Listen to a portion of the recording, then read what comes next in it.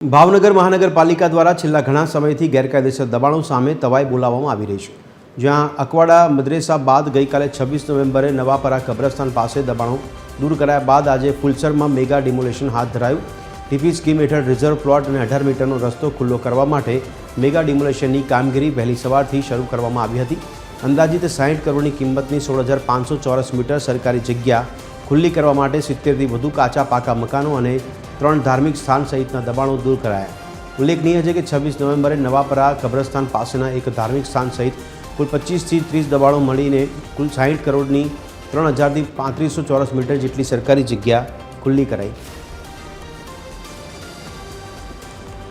Demolition drive અંતર્ગત આજે ફુલસરનો જે વિસ્તાર જે છે ત્યાં આશરે 70થી 75 જેટલા કાચા પાકા જે બાંધકામ આવેલા છે તથા 3 જે ધાર્મિક સ્થળો જે છે તે આવેલા છે તેની તોડવાની ડિમોલિશનની કામગીરી આજે કોર્પોરેશનનો જંગી સ્ટાફ તથા 15 જેટલા પોલીસ અધિકારીઓ અને 50 જેટલી પોલીસને સાથે રાખી અને આ ડિમોલિશનની કામગીરી હાલમાં ચાલુ છે અને આશરે 16,500 જેટલા સ્ક્વેર મીટરનો જે એરિયો જે છે જે ગેરકાયદેસર બાંધકામ હેઠળ હોય તેને ખુલ્લી કરવાની કામગીરી હાલમાં ચાલુ છે।